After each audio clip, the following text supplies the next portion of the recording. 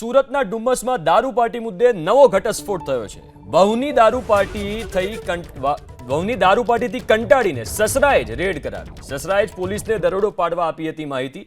સસરા વહુ અને તેના મિત્રોની દારૂ પાર્ટીથી કંટાળી ગયા હતા અને એટલે રેડ પડાવી। એક આર્ટિસ્ટ વહુની દારૂની મહેફિલ અંગે સસરાએ જ પોલીસને કરી જાણ। વહુ સહિત 6 મહિલા દારૂની મહેફિલના કેસમાં એમની ધરપકડ કરવામાં આવી છે।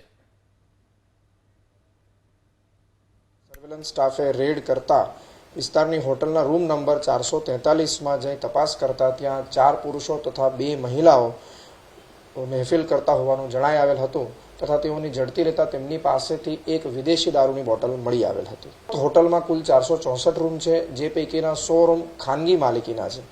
જે રૂમમાં રેડ કરવામાં આવી હતી અને જે રૂમમાં મહેફિલ થઈ રહી હતી તે એક ખાનગી વ્યક્તિની ખાનગી માલિકીનો રૂમ હતો, જેણે એક દર્શન નામક વ્યક્તિને ભાડે આપેલ હતો અને એનો રેન્ટ એગ્રીમેન્ટ પૂરો થઈ ગયો હતો અને આ વ્યક્તિએ ઉપરોક્ત ઈસમોને મહેફિલ કરવા માટે આ રૂમ ભાડે આપેલ હતો। આમ જે ભાડે આપનાર વ્યક્તિએ જાહેરનામા ભંગ કરેલ છે તેને શોધીને તેમની ઉપર પણ ગુનો દાખલ કરવાની તજવીજ હાલમાં ચાલુ છે।